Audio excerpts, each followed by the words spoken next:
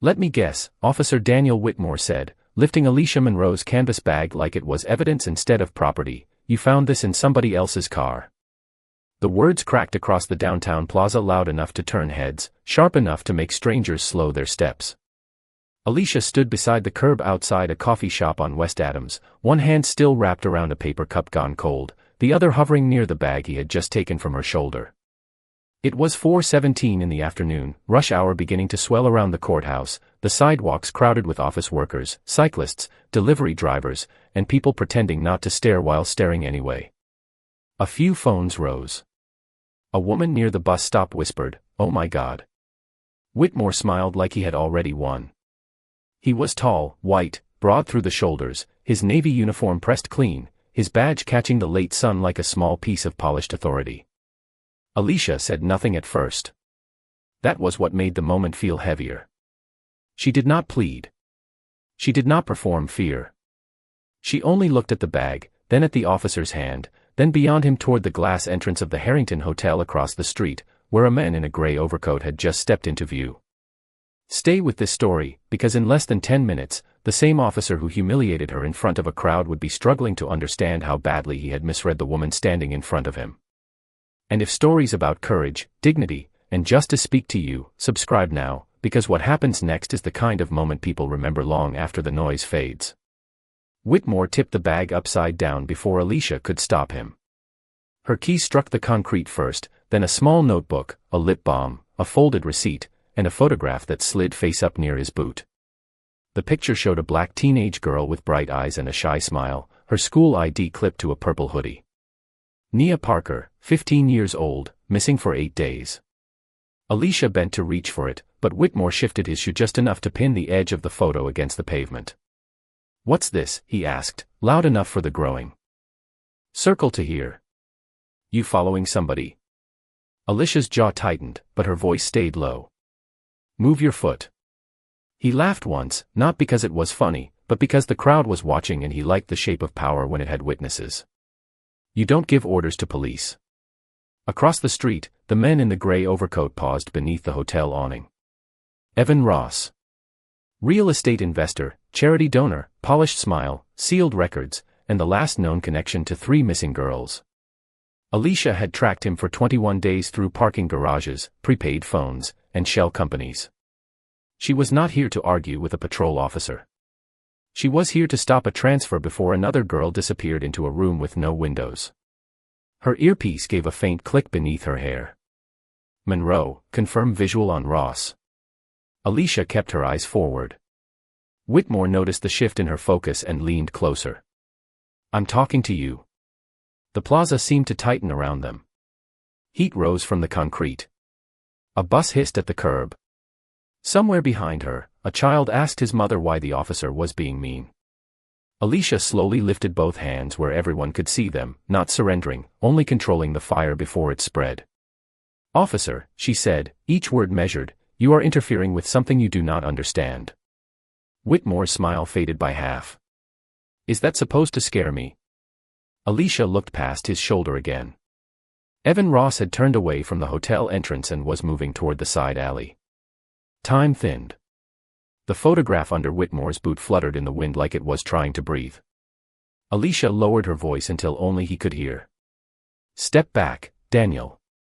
His eyes narrowed at the sound of his first name. "How do you know my name?" For the first time, Alicia looked directly at him, calm, dark-eyed, and steady as stone. "Because today," she said, "you stopped the wrong woman." Whitmore stared at Alicia for one full second longer than he should have, and in that second, something passed through his face that looked almost like doubt. Not fear. Not yet. Just the small irritation of a man who had expected panic and received precision instead. Alicia saw it, measured it, and let it go. She had learned a long time ago that men like Daniel Whitmore were most dangerous when they felt embarrassed in public. The wrong word, the wrong look, the wrong breath could make them tighten their grip on power simply to prove they still had it. So she kept her hands visible, her shoulders loose, her expression calm. But inside her mind, everything was moving fast. Evan Ross was no longer beneath the hotel awning. He had slipped toward the side alley that ran between the Harrington Hotel and the old Federal Annex, a narrow brick corridor where delivery trucks idled and security cameras had blind spots. Alicia knew that alley.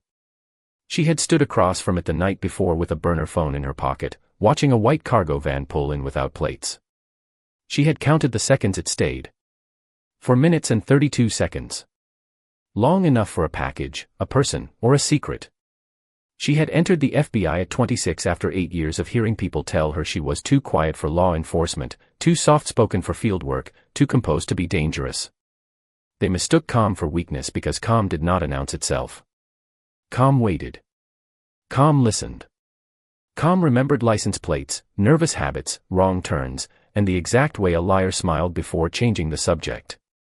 Alicia Monroe had built her career on being underestimated. Today, that same invisibility was supposed to protect her. She was dressed to disappear, faded denim jacket, plain black jeans, scuffed sneakers, no visible weapon, no visible badge, no hard federal posture. Her hair was pulled low at the nape of her neck, her face bare except for the tiredness that 3 weeks of surveillance had carved beneath her eyes. To the shoppers crossing the plaza, she looked like any black woman trying to get through her day without becoming someone else's problem. To Evan Ross, she looked harmless enough to ignore. That was the point. The operation had started with 1 missing girl and became 3. Nia Parker, age 15, last seen leaving a community center on the south side. Brianna Wells, age 16, vanished after a volunteer event. Tasha Reed, age 14, disappeared 2 blocks from a bus stop while carrying a pink backpack and a flute case.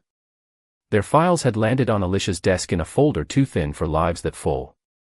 She still remembered Nia's mother sitting in a plastic chair at the field office, gripping a paper cup of water she never drank. The woman had not cried loudly. She had only stared at Alicia and said, "People stop searching for our girls faster." That sentence had stayed in Alicia's chest like a stone. So when a bank camera caught Evan Ross speaking to Nia 3 days before she vanished, Alicia took the case personally, though she never said that out loud. She followed the money first. Then the cars. Then the charity events where Ross smiled beside city officials and donated checks under bright lights. Whitmore did not know any of this. He only saw a black woman who had dared to say his name. He bent closer, lowering his voice while keeping the performance alive for the crowd. "You have been watching too much television," he said. Alicia's earpiece crackled again from the pavement where it had fallen near the spilled contents of her bag. Monroe, status. "We are losing visual." Alicia did not look down. If Whitmore heard the voice clearly, everything could collapse. If Ross reached the van, Nia might disappear again. The afternoon sun slid between the buildings, burning gold across the windows of the Harrington. Somewhere inside that hotel, a door could be opening. Somewhere below it, a frightened girl could be waiting for someone to arrive in time. Alicia drew one slow breath through her nose. The air smelled like coffee, exhaust, warm concrete, and rain that had not yet fallen. "Officer Whitmore," she said softly, "I am asking you one last time. Step back from the bag, and let me walk across the street." His jaw moved as if he were chewing on the insult of being asked. Around them, the crowd had grown quiet enough to hear the traffic light change. Whitmore glanced at the hotel, then back at Alicia, and his mouth curved with cold satisfaction. "No," he said. "Now I want to know what you are hiding." Whitmore crouched over Alicia's scattered belongings as if the sidewalk had become his personal evidence table. He nudged the notebook with 2 fingers, turned over the folded receipt, then lifted the photograph of Nia Parker from beneath his shoe. The paper had picked up dust from the concrete, a gray smear cutting across the girl's purple hoodie. Alicia's eyes followed it, and Whitmore noticed. That pleased him. "This means something to you?" he asked. Alicia held her breath for half a second. "It belongs to a family that wants their daughter home." The answer was too steady for him, too careful, and his pride took it as defiance. "Funny," he said, raising the photo so the crowd could see it. "Because from where I am standing, it looks like you are carrying around pictures of a missing kid while watching a hotel." A few people shifted uneasily. The first wave of curiosity in the plaza began to change into suspicion, thin and ugly, moving from face to face without anyone having to say much. That was how it always happened. A uniform asked the question, and the crowd built the accusation for him. Alicia felt the old weight settle over her shoulders, heavier than the denim jacket, older than this street, older than the badge hidden flat against her ribs. She had seen that look before in airport lines, in luxury stores, in school hallways, in neighborhoods where people locked their doors when she walked past. Daniel Whitmore knew how to use that look. He had built a career on it. In the 7th District, his name traveled differently depending on who said it. Older white residents called him dependable. Business owners called him tough. Black parents lowered their voices when they warned their sons not to argue if Officer Whitmore stopped them. Alicia knew his file better than he knew her face. 4 civilian complaints in 6 years. 2 traffic stops that ended with formal reviews. 1 body camera incident marked inconclusive because the audio failed at exactly the worst moment. Nothing ever stuck. He had learned that authority did not need to be clean if the paperwork was clean enough. Now he stood in the open sun with Alicia's bag at his feet, playing the same role he always played, the guardian of a street he believed belonged more to him than to the people walking on it. "Hands behind your back," he said. Alicia looked toward the alley again. Evan Ross had vanished from sight, but not from the operation. If he reached the service driveway, he could be inside the cargo van in under a minute. If he made one phone call, the location where Nia was being held could change before sunset. Alicia took one careful step forward, not toward Whitmore, but toward the street. He blocked her with his body. "I said hands behind your back." His voice was louder now. The crowd tightened into a half circle. A young boy in a red baseball cap stood beside his mother near the bus shelter, watching without blinking. Alicia saw his small fingers curled around the strap of his backpack, saw the way his mother kept one hand pressed protectively against his shoulder. The boy was learning something from this moment, and that hurt Alicia more than Whitmore's words. She lowered her hands slowly. "You are making a mistake that could cost a child her life." Whitmore gave a short laugh. "There it is. The dramatic line." He reached toward the side of her jacket, and Alicia turned just enough to keep the hidden credential from flashing in the open. Not because she wanted to protect him, but because exposing herself too soon could warn Ross and every person connected to him. The operation depended on secrecy. Nia depended on timing. Whitmore mistook her restraint for guilt. "Now we are nervous," he said. Alicia looked him in the eye. "No. I am focused." The answer landed between them like a match near gasoline. His face hardened. "You know what I see," he said, stepping closer. "I see someone hanging around a high-end hotel with a missing girl's photo, a hidden earpiece, and a whole lot of attitude." Alicia's pulse beat once in her throat. Her earpiece lay on the ground near the curb, the tiny black device almost invisible beside a flattened gum wrapper. A voice crackled from it again, faint but urgent. "Target moving south. Monroe, respond." Whitmore heard it this time. His eyes dropped. So did Alicia's hope. He bent, picked up the earpiece, and held it between them.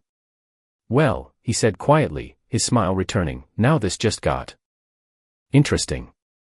Alicia watched Whitmore hold the earpiece between his thumb and forefinger as if he had discovered the final proof of whatever story he wanted to tell himself. The tiny device caught a sliver of sunlight, black plastic against his pale glove, almost weightless, almost nothing, yet heavy enough to bend the whole afternoon out of shape. "Who is on the other end of this?" he asked. Alicia kept her voice even. "Put it down." "That is not an answer." Across the street, the hotel doors opened and closed in flashes of brass and glass. A bellman rolled out a luggage cart. A woman in a cream-colored coat stepped into a rideshare. A cyclist cut too close to the curb and cursed under his breath.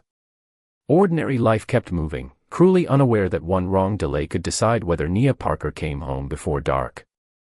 Alicia shifted her weight to her right foot, calculating distance, traffic, Whitmore's posture, the angle of the crosswalk, the time it would take to reach the alley if she broke away without revealing who she was. Too many witnesses. Too much risk. One mistake could turn a rescue into chaos. "Officer Whitmore," she said, softer now, "I need you to listen to me very carefully. There is a federal operation in progress within 1 block of where we are standing. The man crossing behind you is connected to multiple missing girls. Every second you keep me here helps him. For a moment, his eyes flicked toward the hotel. It was quick, but Alicia saw it. The instinct of a real cop still lived somewhere beneath the pride. Then the crowd murmured, a phone camera moved closer, and Whitmore remembered his audience. His mouth tightened. A federal operation, he repeated, making the words sound childish. And they sent you. Alone. Dressed like that. Heat moved through Alicia's chest, not anger exactly, but the old exhaustion of being forced to prove humanity before competence. She did not let it reach her face. I am not alone. Then where are they? The question hung in the air. Alicia could not answer without burning the surveillance net wrapped around the hotel. Agents were positioned in delivery trucks, hotel rooms, an unmarked sedan near the courthouse garage, and a maintenance van 2 blocks south. None could move too early without spooking Ross. Whitmore saw her silence and mistook it for defeat. That is what I thought. He lifted the earpiece toward his shoulder radio. Alicia's voice sharpened for the first time. Do not transmit on an unsecured channel. The change in her tone startled him. It startled the crowd, too. Even the boy in the red cap seemed to stand straighter. Whitmore's eyebrows lowered. You do not tell me how to use my radio. Today, I do. The words came out clean, low, final. Not loud enough to perform, but strong enough to cut. Whitmore stepped closer, trying to crowd her with his height, his badge, his certainty. Alicia did not move back. Her eyes stayed locked on his, and for half a breath the plaza went still around them. No one laughed now. No one whispered. The late sun slid over the concrete, touching the scattered contents of her bag, the dusty photograph, the small notebook filled with plate numbers and times. Whitmore looked down and saw the writing. He bent before she could stop him, snatched the notebook, and flipped it open. Well, look at this, he said. Names. Cars. Addresses. Alicia's stomach tightened. Not because the notes incriminated her, but because some of those names were undercover assets, people who had risked their lives to talk. Close it, she said. You are exposing protected information. He looked up slowly. Protected by who? Alicia's patience reached the edge of something dangerous, but her discipline held it there. She took one step toward him, palms still visible, voice quiet enough that only the first row of bystanders could hear. There is a 15-year-old girl inside this case whose mother has not slept in 8 days. If you want to question me, do it after she is safe. If you want to feel powerful, do it after she is breathing free air. But right now, step aside. For the first time, the crowd did not look at Whitmore. They looked at Alicia. Something in her voice had shifted the ground beneath the story he was trying to build. The mother at the bus shelter pulled her son closer, but her eyes softened. An older man near the coffee shop lowered his phone. Whitmore felt the change and hated it. His face flushed beneath the brim of his cap. He closed the notebook with a sharp snap. Enough, he said. Turn around. Alicia glanced once toward the alley. Empty. Ross was gone from sight. In her chest, the seconds fell like stones. You are choosing your pride over a child, she said. Whitmore reached for the cuffs on his belt. No, he answered coldly.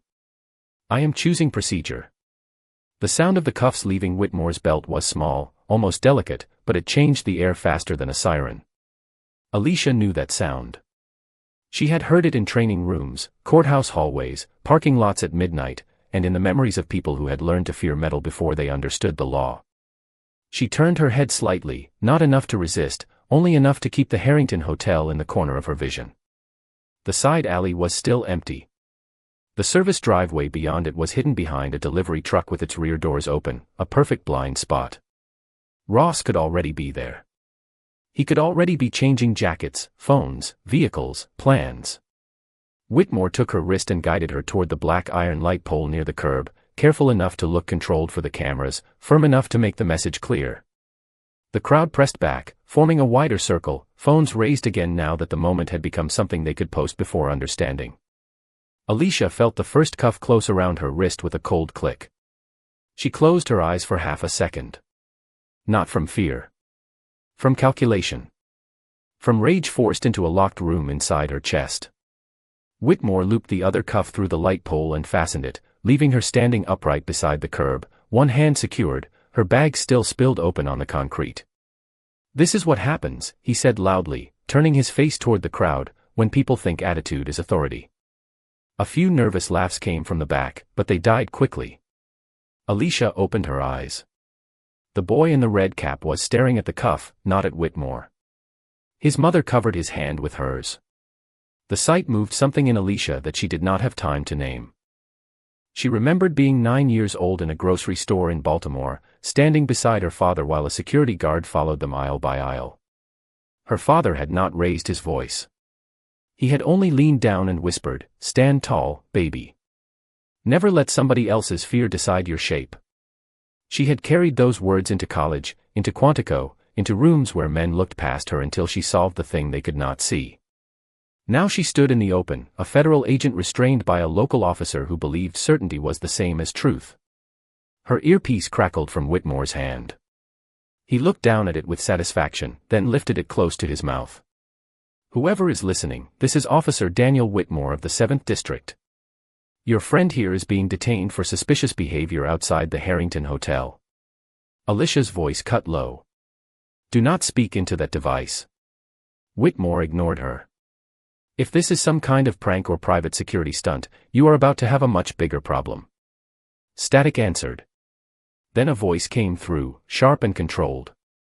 "Identify the status of Special Agent Monroe immediately." Whitmore's smile faltered. He lowered the earpiece half an inch. Alicia saw the change, but so did nobody else. The words had been too faint for the crowd, too quick to land. He looked at Alicia, then at the device, then back at Alicia. Pride stepped in before reason could. "Nice try," he said, though his voice had lost some of its weight. Alicia turned her face toward the hotel. "You need to release me now. Not until I know what game you are playing. This is not a game." "Then explain the photograph." Alicia's throat tightened as she looked down at Nia Parker's face on the pavement. "Her name is Nia. She likes science fairs, gospel choir, and strawberry milkshakes from the diner on 63rd. She has a little brother who sleeps with her old hoodie because it still smells like her shampoo. She is not evidence for your performance." The crowd went very still. Even Whitmore seemed caught by the details, but he recovered with a hard blink. "You expect me to believe you know all that because you care?" Alicia looked at him then. And there was no anger in her eyes, only a sadness so steady it made his accusation feel smaller. "I know it because her mother told me while begging the system not to forget her daughter." The sentence landed with no drama, only truth. A woman near the coffee shop lowered her phone completely. The older men who had been filming stepped forward, hesitant, as if suddenly ashamed of the distance between watching and helping. But Whitmore held the line he had drawn because to step back now would mean admitting the line was wrong. He clipped Alicia's notebook under his arm and took 2 steps away to speak into his shoulder radio. "Dispatch, I have 1 detained female, possible surveillance activity, possible connection to missing juvenile materials, request supervisor." Alicia listened to the words turn her mission into suspicion. In the alley across the street, the rear of the delivery truck shifted. A door closed. Not loudly. Just enough. Alicia's eyes snapped toward the sound. A gray overcoat flashed behind the truck. Ross. He was moving south, away from the hotel, toward the parking structure and the river road beyond it. Her team still did not have her confirmation. The surveillance net was seconds from tearing open. Alicia pulled one steady breath into her lungs and tested the cuff, not to break it, only to feel the limit. The metal held. Whitmore saw the motion and pointed at her. "Do not make this worse." Alicia did not answer him. She looked at the boy in the red cap, at the photo of Nia, at the hotel windows burning gold in the late afternoon light. For the first time all day, her calm cracked just enough for her voice to tremble. "He is getting away." Whitmore followed her gaze too late. The gray overcoat vanished around the corner, and the plaza filled with the terrible silence of a mistake becoming real. For one breath, nobody moved. The city kept making noise, but inside Alicia Monroe, the sound seemed to drain away until all that remained was the soft scrape of wind across concrete and the distant pulse of traffic lights changing over an intersection she could not reach. The gray overcoat was gone. Evan Ross had disappeared around the corner, and with him went the fragile thread Alicia had followed for 3 weeks through late-night stakeouts, courthouse records, charity galas, security footage, and the exhausted prayers of mothers who had learned how quietly the world could forget their daughters. She stood beside the black iron light pole with one wrist held by cold metal, her shoulder squared, her face calm because calm was the last thing Whitmore had not taken from her. The cuff pressed against her skin every time she breathed too deeply. Her coffee had spilled near the curb, spreading in a thin brown stream toward the gutter. Her notebook lay under Whitmore's arm. Nia Parker's photograph rested on the pavement, half covered by dust, one corner lifting and falling in the wind like a small trapped wing. Alicia looked at the picture and the plaza blurred. She was no longer seeing the courthouse windows or the bus shelter or the phones pointed at her face. She was seeing Nia's mother in the FBI field office, both hands wrapped around a tissue that had already fallen apart. She was hearing that woman say, "My daughter wears purple when she wants to feel brave." She was seeing the little brother asleep in a waiting room chair, his cheek pressed against Nia's hoodie, too young to understand why adults kept whispering around him. Alicia swallowed. Her throat felt tight, but she would not give Whitmore the satisfaction of mistaking pain for weakness. Whitmore stood a few feet away, suddenly less certain than he had been, his radio still open, his eyes moving between Alicia and the corner where Ross had vanished. He had heard enough to doubt himself, but not enough to surrender the role he had built in front of the crowd. That was the cruelest part. Alicia could see him balancing a child's life against his own pride, and pride was still winning. "Officer," she said quietly. No one answered. Her voice had changed. It was not sharp now. It was almost gentle, and somehow that made the people nearest her listen harder. "There is still time to fix this." Whitmore looked at her as if the words had reached a place he did not like opening. "You should have identified yourself." Alicia let out a slow breath. "I tried to warn you without destroying an operation. You chose not to hear me." The sentence did not rise. It did not accuse loudly. It simply stood there, undeniable. The boy in the red cap stepped slightly away from his mother, his eyes locked on the tiny earpiece still in Whitmore's hand. Static whispered from it again, softer now, nearly lost beneath a passing bus. "South Alley compromised. Possible target movement toward Parker Garage. Repeat, Special Agent Monroe, respond if able." The boy heard it because children hear what adults miss when they are busy defending themselves. He looked from the earpiece to Alicia, then to the photograph on the ground. His mother tightened her hand on his shoulder, but he bent anyway and picked up Nia's picture before the wind could carry it into the street. He brushed the dust from the girl's face with the sleeve of his sweatshirt. Alicia watched him, and something in her chest loosened. Not hope exactly. Something smaller, but alive. The boy walked toward Whitmore and held up the photograph with both hands. "Is this the girl she is trying to save?" His voice was quiet, but the question cut through the plaza more cleanly than a shout.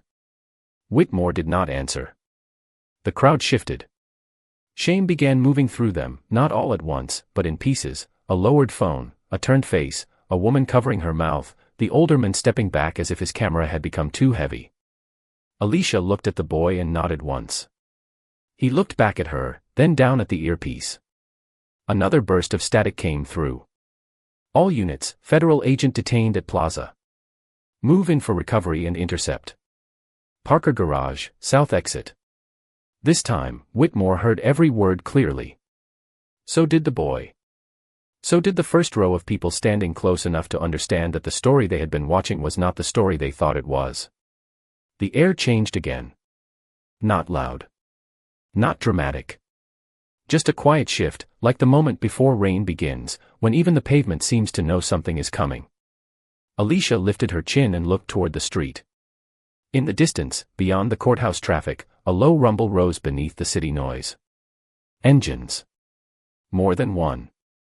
Fast. Controlled, approaching from the west. Whitmore turned his head slowly toward the sound, and for the first time since he had stopped her, the authority on his face gave way to something smaller, colder, and deeply human. Fear of being wrong.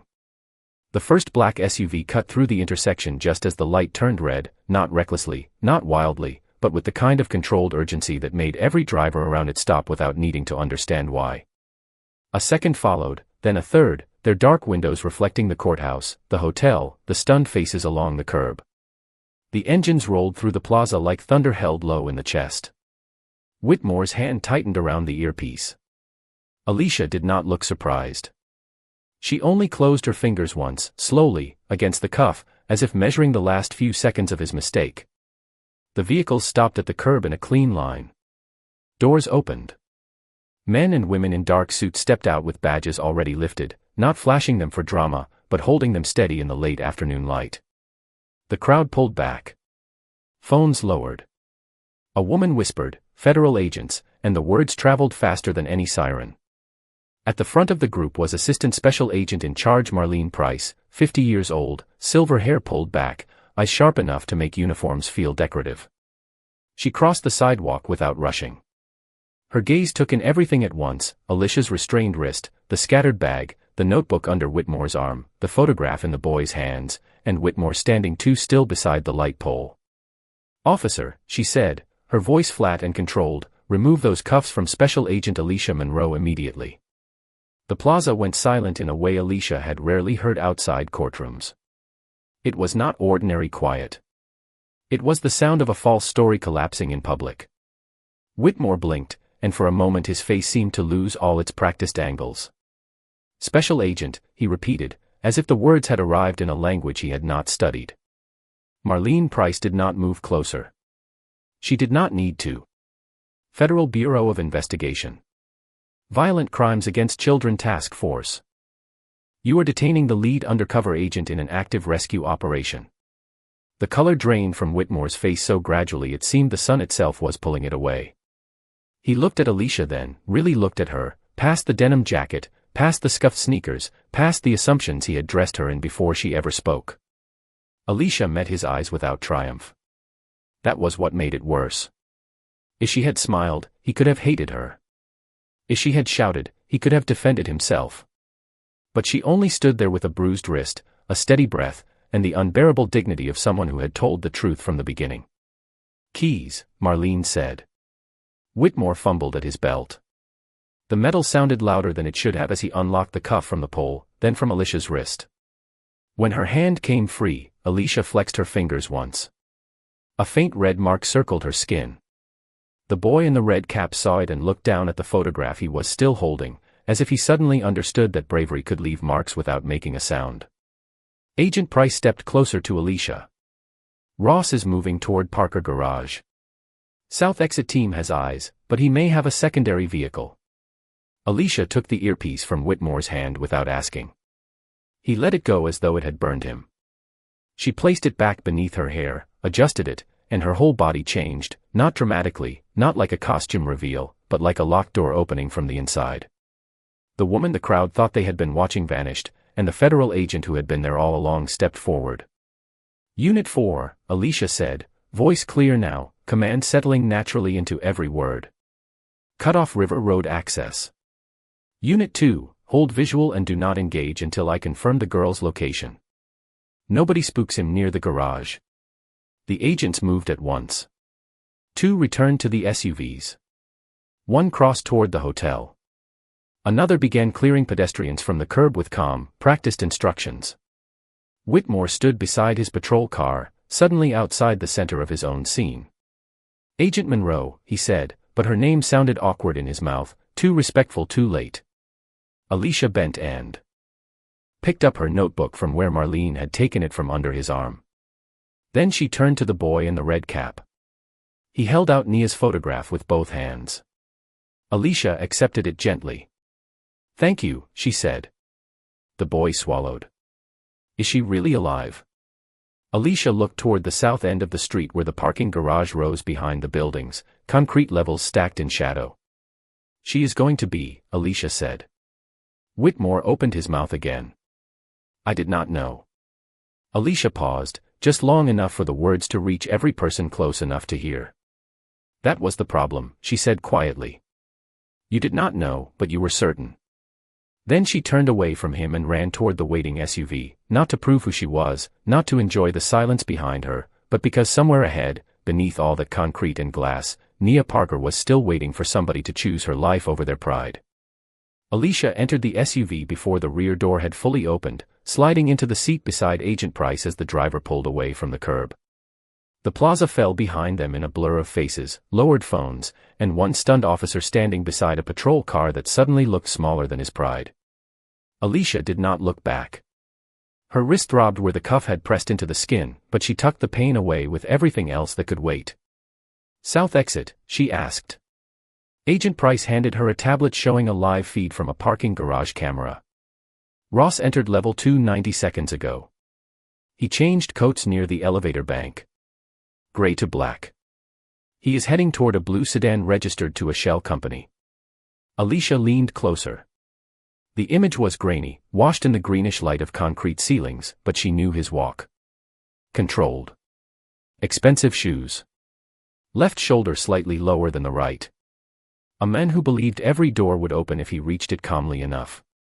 "Where is Nia?" Alicia asked. Price tapped the screen. Another camera opened, this one from the hotel service corridor. A maintenance closet door stood half open near the loading dock. A small purple thread was caught on the latch. Alicia felt her breath catch, just once. She was there, she said. Or someone moved her through there. The SUV turned hard onto a side street, tires humming over patched asphalt. Alicia pressed her earpiece closer. "Unit 2, do not close on Ross yet. I need the location first. If he thinks this is only about him, he runs. If he thinks we know about the girl, he hides the trail." "Copy, Monroe," a voice answered. Holding visual.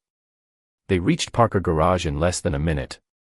The building rose over the river road, 6 levels of concrete, shadow, and echoing engines. Alicia stepped out before the vehicle fully settled, moving with Price and 2 agents through the pedestrian entrance. The air inside smelled like oil, rain dust, and old exhaust. Their footsteps stayed controlled, quick but quiet. On level 2, Ross crossed toward the blue sedan with a phone against his ear. He did not see Alicia at first. He was too focused on the ramp ahead, too certain that the confusion in the plaza had bought him time. Then an agent appeared near the exit lane. Another near the stairwell. Ross stopped. His smile did not disappear. It simply froze into something thinner. Alicia walked forward, Nia's photograph folded safely inside her notebook. "Evan Ross," she said, "you are not leaving." He looked past her, searching for weakness, for negotiation, for the familiar opening money usually made. "I have no idea what this is about." Alicia held his gaze.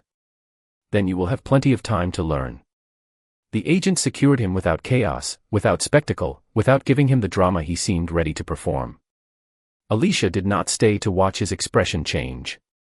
She turned toward the service elevator at the far end of the garage, where a faint sound had slipped through the concrete hush. Not a scream. Not a cry. A small, broken tapping. 3 taps. A pause. 3 taps again. Alicia lifted one hand, and every agent behind her stopped. The tapping came from a locked utility room beside the stairwell. Price signaled for the key tool. Alicia stepped close to the door. "Nia." The tapping stopped. Silence pressed against the walls. Alicia lowered her voice until it was softer than the hum of the lights above them. "My name is Alicia. Your mother sent me. She told me purple makes you feel brave." A sound came from the other side, thin and shaking. "My mom." Alicia closed her eyes for half a second, and when she opened them, the hard line in her face had become something warmer, something human that no badge could create. "Yes, sweetheart. She is waiting for you." The door opened a few moments later. Nia Parker stood inside wrapped in an oversized hotel blanket, pale with fear, her purple hoodie dusty at the sleeves but still hers. Alicia crouched to meet her eyes, careful not to crowd her, careful not to make rescue feel like another kind of control. "You are safe now," she said. Nia looked at her wrist, at the red mark left by the cuff, then at Alicia's face. "Did you get hurt because of me?" Alicia shook her head gently. "No. I kept going because of you." Outside the garage, as evening settled over the city, Nia was led toward the waiting ambulance with Alicia walking beside her. Near the curb, Officer Whitmore had arrived with his supervisor, his face stripped of the certainty he had worn like armor. He stood a few feet away, unable to meet Alicia's eyes at first. When he finally did, his voice came out low. "Agent Monroe, I was wrong." Alicia looked at him for a long moment. The apology was late. It was not enough. But it was real enough to be heard. "Being wrong is human," she said. "Refusing to listen is a choice." Whitmore swallowed, and for once, he had no answer. Alicia turned away from him and placed Nia's photograph into the girl's trembling hands. The mother would be called within minutes. The paperwork would come later. The consequences would come later. For now, Alicia stood in the fading light beside the child they had found, letting the sirens, the questions, and the shame of other people pass around her like wind around stone.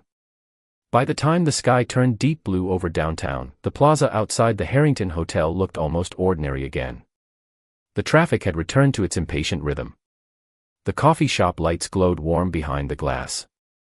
The courthouse steps held their evening shadows. But for the people who had stood there that afternoon, nothing about that corner felt ordinary anymore. They had watched a black woman be judged before she was known, restrained before she was heard, and doubted while she was trying to save a child. They had also watched the truth arrive in black SUVs, not as a miracle, but as proof that dignity can stand quietly in the open until the lie around it runs out of breath. Alicia Monroe sat on the rear step of an ambulance with a clean bandage around her wrist and a paper cup of water warming between her hands. Nia Parker was a few feet away, wrapped in a blanket, her face pressed into her mother's shoulder. When her mother arrived, she did not run with drama or noise. She simply crossed the distance as if every step might break the moment, then folded her daughter into her arms and held on like the whole city had finally given back what it had taken. Alicia watched them from the edge of the light. She did not smile widely. She did not look proud. She looked relieved in the quiet way people do when the worst ending has been delayed and a family gets another night together. Across the street, Officer Daniel Whitmore stood beside his supervisor while Agent Price spoke with Internal Affairs. His badge still shone beneath the street lamp, but it no longer looked like armor. It looked heavy. Every few seconds, his eyes moved toward Alicia, then away. He had built the afternoon on certainty, and now certainty had left him standing with empty hands. After a while, he walked over slowly, stopping at a respectful distance this time. Alicia looked up. He removed his hat, and without the brim shadowing his face, he seemed older, smaller, less like the symbol he had tried to be and more like a man facing the shape of his own choices. "Agent Monroe," he said, voice low enough that only she could hear, "I have spent years telling myself I could read a situation fast. Today I did not read it. I wrote it before I understood it." Alicia said nothing. The ambulance lights moved red and white across her face. Whitmore swallowed. "I cannot undo what I did. I know that. But I am going to tell the truth in my report. All of it. No missing audio. No careful wording. No excuse." Alicia studied him. For a long moment. She had heard apologies before, some polished, some frightened, some designed only to survive consequences. This one was imperfect, late, and not enough to erase the damage. But it carried something he had not shown in the plaza: humility. "Then make sure the truth changes more than your report," she said. "Because the next person you stop might not have a federal team coming for them."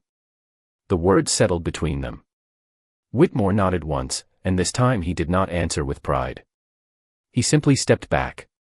Near the bus shelter, the boy in the red cap stood with his mother, still holding the memory of the photograph, the cuff, the voice in the earpiece, and the woman who had not bowed. Alicia noticed him and lifted one hand in a small wave. The boy straightened, then waved back.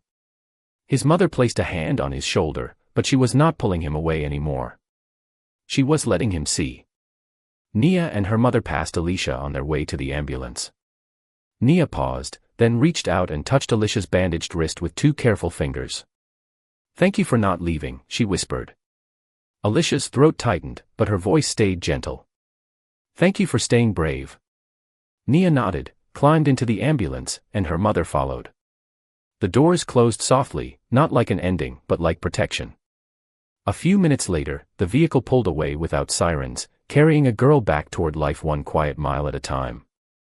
Alicia remained on the curb as the wind moved through the plaza, lifting receipts, dust, and the last warmth of the day. She looked at the light pole where she had been held, then at the street where Ross had tried to disappear, then at the people still lingering with lowered phones and changed faces. Justice had come, but it had not come clean. It had come late, bruised, and almost blocked by a man who thought power meant never needing to listen. That was the lesson the corner kept breathing into the night. Kindness is not weakness, calm is not guilt, and authority without humility can become another kind of blindness. Alicia stood at last, adjusted her jacket, and walked toward Agent Price waiting by the SUV. Behind her, the plaza grew quiet. Not empty. Not healed. Just quiet enough for everyone there to hear the question left behind: how many people have been misjudged simply because no one took the time to see who they really were?